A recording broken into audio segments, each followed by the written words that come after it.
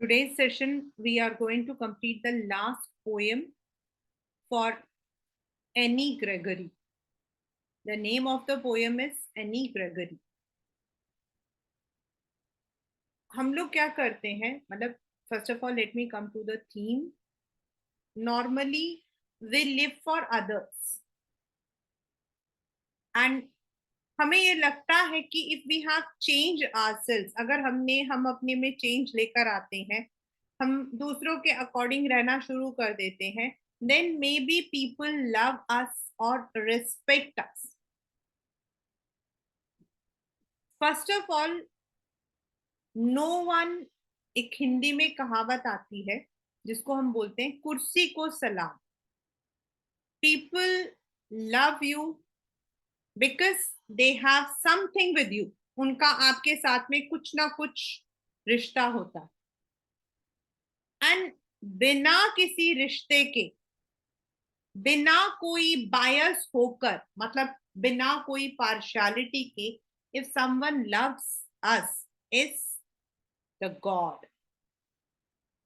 God के लिए, as per the poem, God के लिए you are beautiful or ugly, you are rich or poor, you are मतलब कि belonging to this or that, God, for God everyone is equal. हम यही तो बोलते हैं कि in the eyes of God we all are equal. But हमें लगता है, means we as a human, हमें लगता है that people love us for this quality. And we are even ready to change ourselves. हम खुद को जो है चेंज भी करने के लिए तैयार हो जाते हैं, so that people start caring for us. But as per the मतलब कि अगर हम देखें तो आप कितना भी चेंज कर, none will actually love you.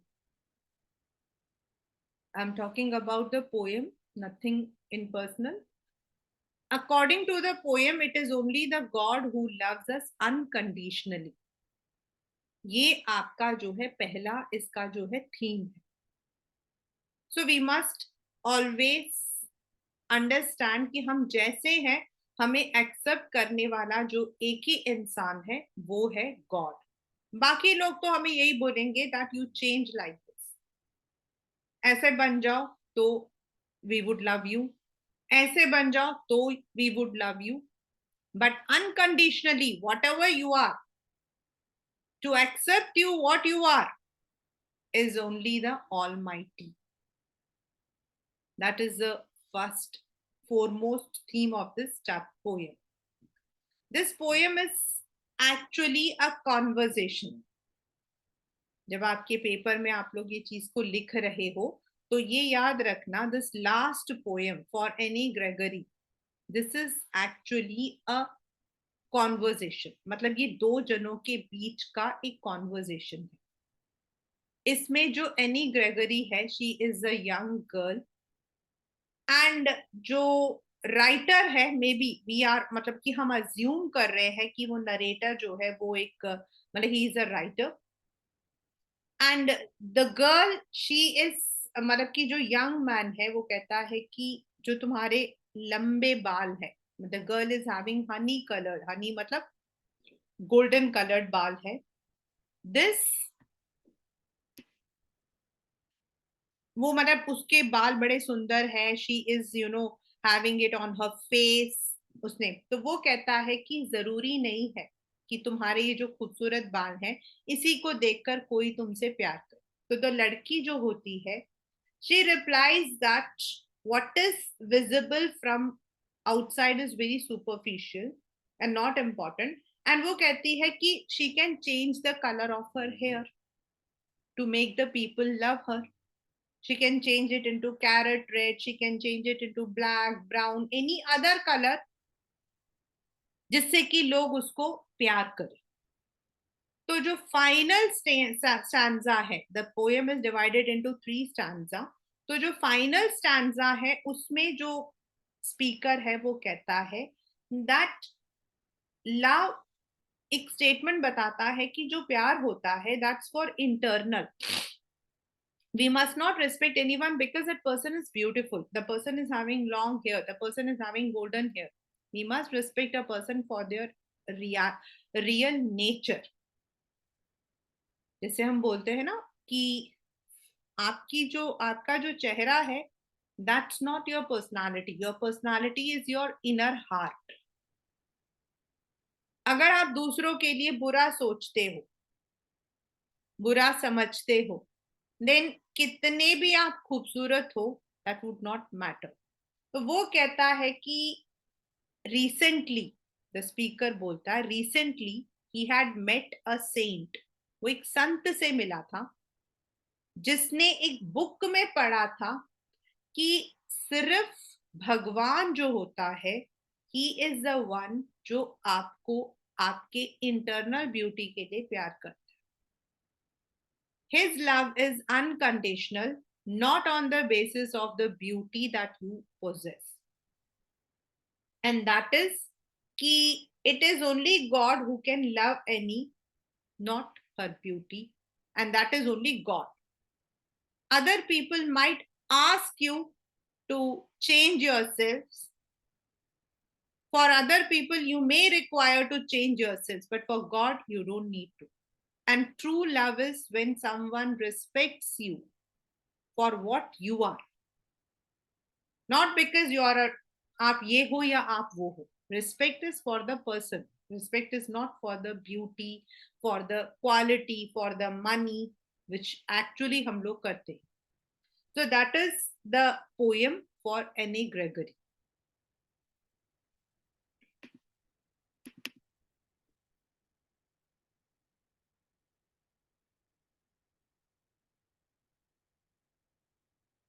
As you can see, the very first is a summary, which says that the poet, it's a conversation between Annie and the narrator. And जो नरेटर है वो कहता है कि the young man will fall into hopeless passion because of a golden hair, that is a physical beauty. Rather she is lovable due to herself and not due to her hair. तो वो लड़की कहती है कि मैं तो अपने बालों को कलर कर लूंगी. एंड फिर भी जो मतलब वो नहीं मानती है कि वो सिर्फ एक्सटर्नली ब्यूटीफुल है, इंटरनल नहीं है. तो वो कहती है मैं तो खुद को कलर कर लूंगी. तो देन द पोएट, यानी कि जो नरेटर है, वो कंक्लूड करता है that he came across a saint who told that it is only God who loves us unconditionally for our qualities, not for the beauty. So this is the first. Now if you look into the explanation stanza wise, first of all I'll summarize it here and then I'll go with the NCERT. In the first stanza, the speaker says that her beautiful honey colored hair can make any man fall in love with her. This love, but ये जो love है, it is not for any. This is only for the beautiful hair. और वो वहां पर उसके जो बाल है एनी के, उसको कंपेयर करता है with the walls, symbolising that जो बाहर से होता है खूबसूरत, लोग उसके अंदर देखते नहीं है, whether the person is really good or not. This beauty can capture the attention, but this beauty can never analyze. जो दूसरा है वो हमारे कैरेक्टर को नहीं देख सकता. एंड इसीलिए वो कहता है कि no one loves you but only your external beauty. जो लोग होते हैं वो सिर्फ एक्सटर्नल ब्यूटी को देखते हैं, बाहर की क्वालिटी को देखते हैं, आपके अंदर के मन को नहीं देखते. First paragraph is spoken by the speaker, narrator और poet, you can say. The second stanza is spoken by the girl Anne. वो कहती है कि नहीं, मैं मतलब कि I am beautiful and if it is a matter कि लोग मेरे हनी कलर्ड बालों के लिए ही मुझे प्यार करते हैं, तो I change the colour of my hair. क्योंकि उसको लगता है कि she is very good and people love her, not her physical beauty. It is not her outward appearance but her internal beauty. तो स्पीकर बाद में दोबारा से third paragraph is again spoken by the narrator, और वो कहता है कि only it is God who looks at us beyond our external beauty. For उसके लिए वो एक एविडेंस देता है कि उसको कल रात को एक संत मिला था, he had met a saint, जिसके पास एक बुक थी और उस बुक में लिखा हुआ था कि it is only God who loves us for what we are, not for our external qualities. That is the poem for N.A. Gregory. The poetic devices used in this is alliteration, metaphor, and anaphora, and the rhyme scheme is A, B, C, B, D. Now I'm starting the poem along with NCERT line to line. The very first is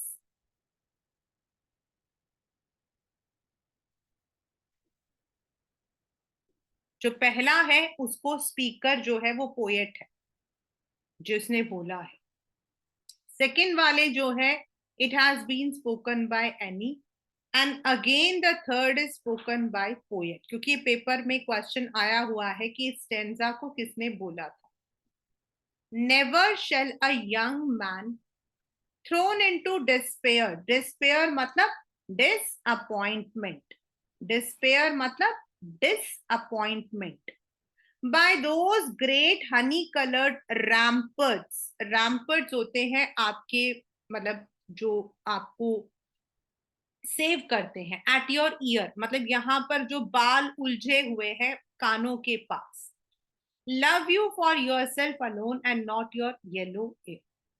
कहता never shall, it starts with the negative negation कि कोई भी young man जो है, never shall a young man thrown into despair by those great honey coloured ramparts at your ear, love you for yourself alone and not for your yellow hair. यहाँ पर ये जो yellow hair है it is again for the golden और the honey coloured hair. इसी के लिए उसने दोबारा से उसे यूज किया है कि उसका कहना है कि the young men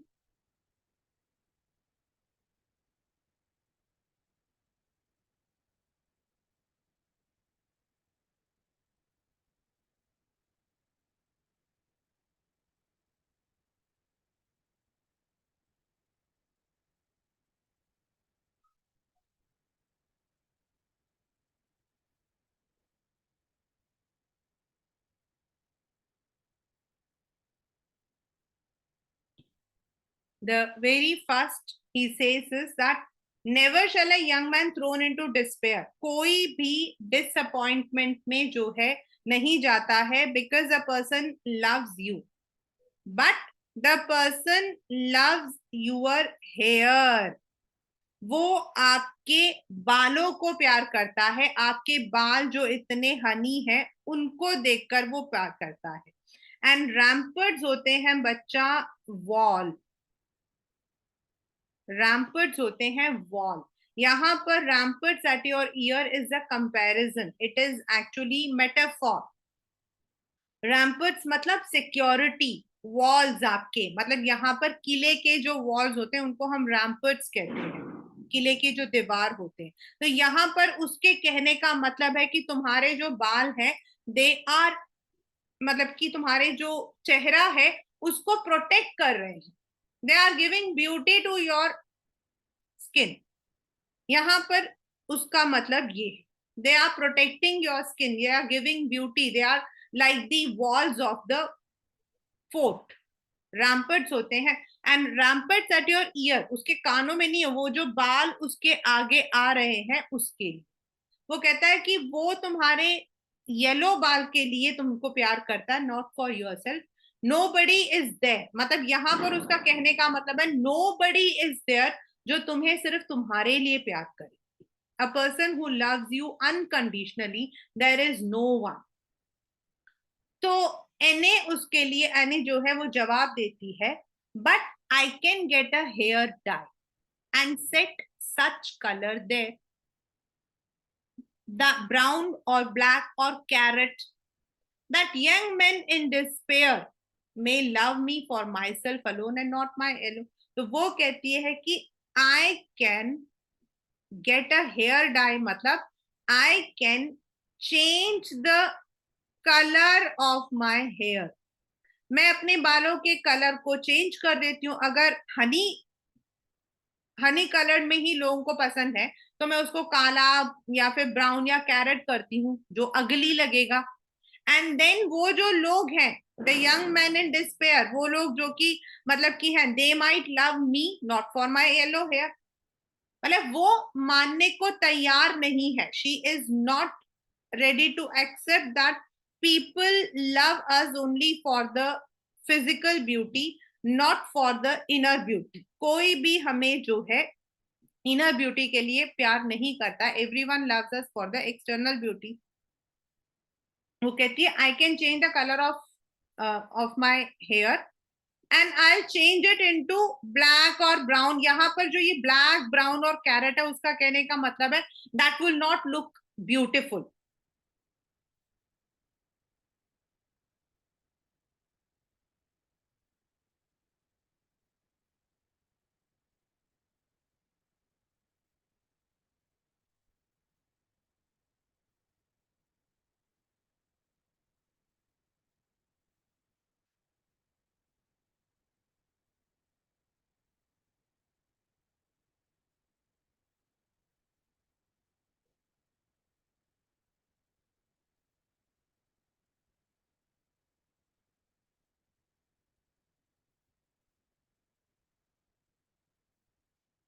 डिस्पेयर मतलब होपलेस. डिस्पेयर मतलब डिसअपॉइंटमेंट, होपलेस, कुछ भी आप बोल सकते. आई हर्ड एन ओल्ड, अब ये जो तीसरा पैराग्राफ है इसके अंदर the young man is again speaking, the poet is again speaking. I heard an old religious man. यहाँ पर जो old religious man है, he is a saint, मतलब एक सेंट है. रिलीजियस मैन मतलब संत, साधु.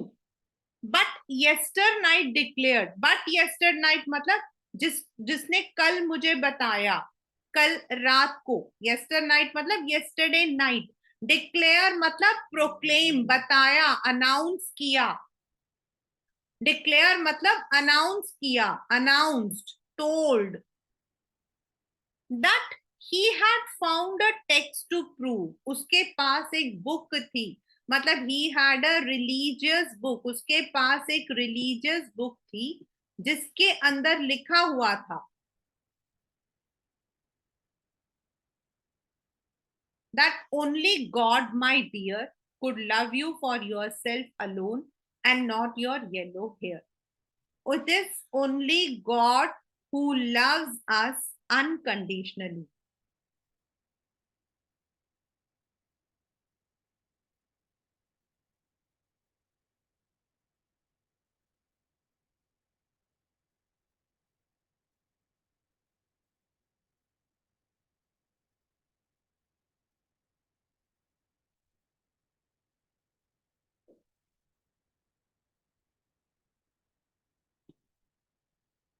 So this is the entire poem. Once again, to written, this is written by one of a very famous English poet, W.B. Yeats. मतलब हम लोग जब इंग्लिश ऑनर्स वगैरह करते हैं ना, उसमें यीट्स एंड एक और है, उन दोनों को बहुत मानते हैं. Robert Frost, William Wordsworth, W.B. Yeats, इनको हम लोग जो है William Shakespeare, they are all very famous. So he was a person who was educated in London and Dublin. Dublin is in Ireland. And basically उनको जो है कई चीजों के लिए, मतलब उन्होंने जो है हमेशा उन चीजों को बताया कंटेम्पररी में जहां पे he wanted to tell that we must be what we are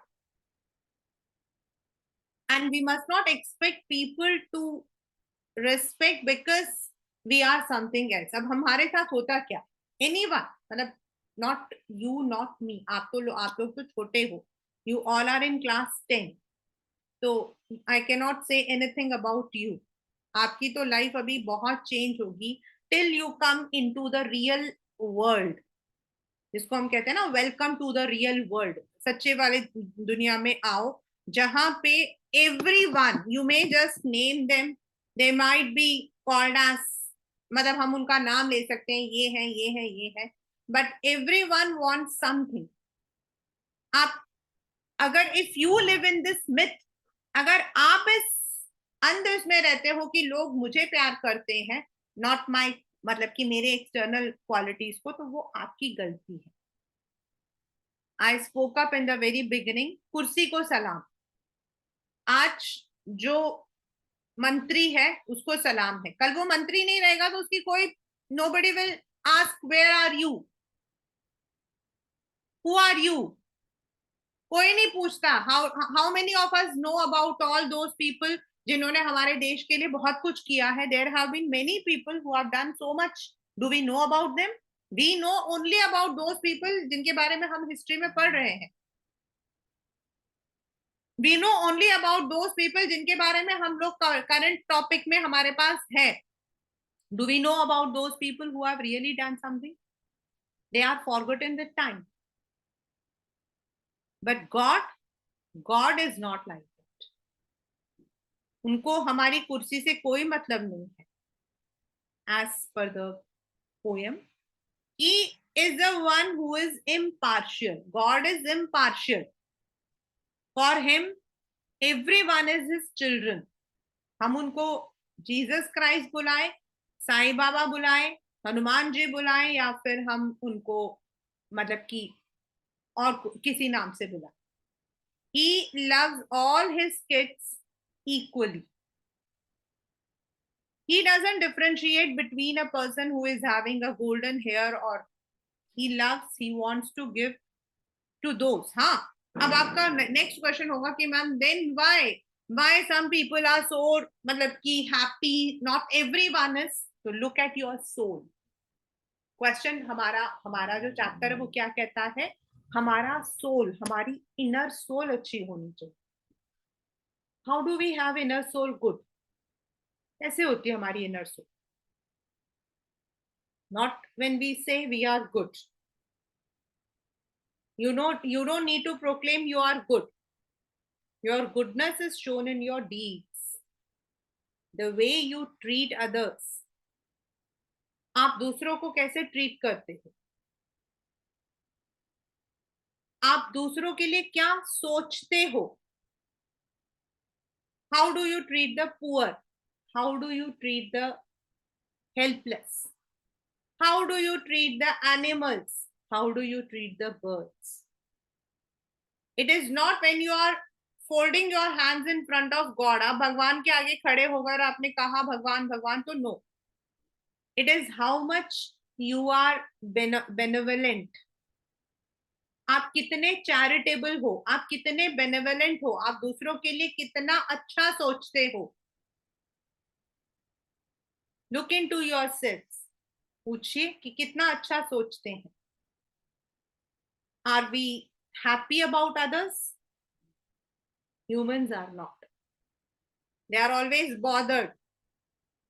और इसीलिए उनका कहना है कि अगर हमारा इनर सोल अच्छा है, if we are helpful, we are charitable, we are benevolent, then God helps. God जो है वो हमारा चेहरा नहीं, हमारे इनर ब्यूटी को देखता है।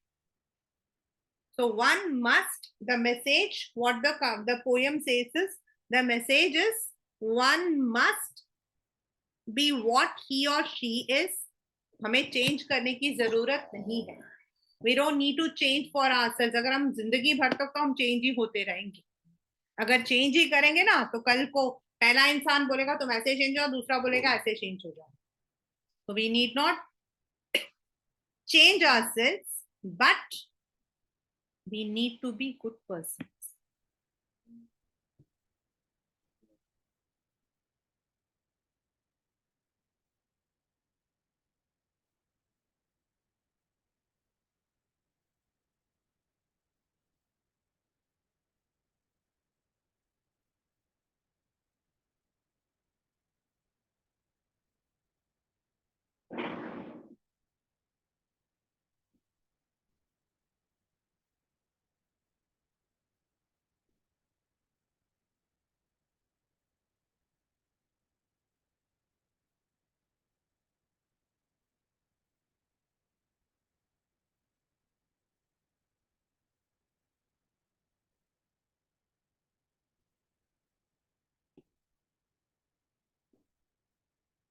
This is the message of the poem. Now let us come to the next part, that is poetic devices. Now I'm moving towards the poetic devices.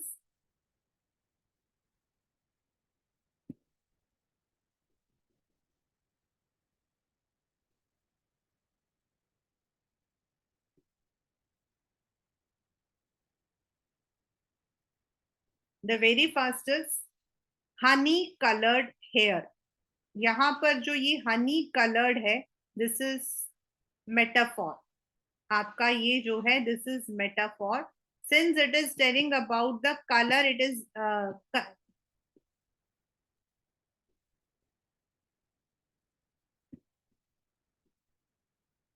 the poet is comparing the hair to the honey color. Yellow hair and honey color, they are all the colors. Then you for yourself and your yellow, इन दोनों में जो y है, जो आपका y है, that is repeated. So this is here आपका electrician.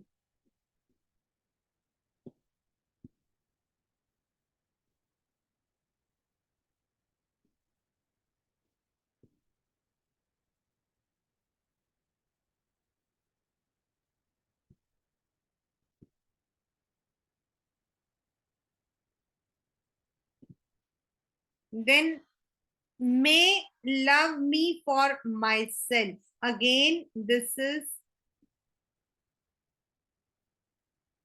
electrician. May me myself. May me myself. उसी तरीके से ब्राउन और ब्लैक, इसमें बी लेटर, सेट सच इसमें एस, और इसमें may love me for myself में M is repeated. So it is electrician. इस वाले के अंदर आपकी 3 लाइन्स में electrician is there. The next is आपका यहाँ पर दैट, और दैट जो है वो रिपीट हो रहा है in the next lines. So this is आपका एनाफोरा. दिस इज आपका anaphora. Then could love you for yourself alone. इसमें जो वॉवल ओ है वो आपका रिपीट हो रहा है. कुड में ओ, लव में ओ, वाई में ओ, फॉर में ओ, योरसेल्फ में ओ, अलोन में O. So the vowel O is repeated in could love you yourself alone वाले में आपका एजोनिक्स. एंड ये जो लाइन है, love you for yourself, not for your yellow hair, this is refrain. ये आपका रेफरेन क्या होता है? कोई भी लाइन, मैंने भी आपको इससे पहले वाले पोएम में भी बताया था, कस्टर्ड वाले में, any line which is repeated in the next paragraph. जैसे हम गाना गाते हैं तो जो पहली लाइन होती है हमारी, normally it is repeated in all the next, आपके जितने भी मतलब आएगा उसमें आपका गाना आता है, उसको हम लोग बोलते हैं, उसको हम बोलते हैं रेफरेन. यानी कि repetition of any sentence in the next paragraph. तो could love you for yourself and not for your yellow hair 2 बार है. सबसे पहले पैराग्राफ में भी है और दूसरे में भी है. पहले में वो कहता है, मतलब what is the difference is, in the first line, in the first paragraph he says humans love you for your hair not for yourself. और लास्ट वाले में कहता है God loves you for you not for your yellow hair. मतलब there is a complete contrast. पहले वाले में इंसान को बताया है, लास्ट वाले में भगवान को बताया. So these are some of the poetic devices. One आपका है metaphor, second आपका है alliteration, third आपका है assonance, then आपका है refrain, and last but not least is anaphora. These are some of the poetic devices which have been used in this poem. And the rhyming scheme is इसका सबका, and definitely you also have enjambment here, यहाँ पर आपका enjambment भी है। यहाँ पर there is no full stop, no comma, no punctuation mark, यहाँ पर भी नहीं आप देख सकते हो, यहाँ पर भी नहीं आप देख सकते हो, यहाँ पर भी नहीं है। So this is what we call as enjambment. Then the rhyming scheme अगर आप देखो तो let us come to the rhyming scheme. Man आपका A, despair B, then honey coloured C, ear और डिस्पेयर एक जैसा है तो B, love you for yourself alone D, and again despair, ear और हेयर एक जैसा है तो बी। तो the rhyming scheme is A B C B D B. The rhyming scheme is A B C B D B.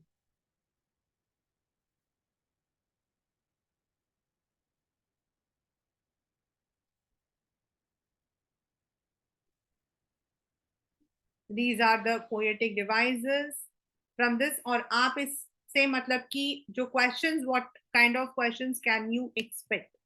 I'll be sharing all the questions along with this ये वाला जो आपको summary है ये भी मैं आपके साथ share कर दूंगी, and also this NCERT वाला भी।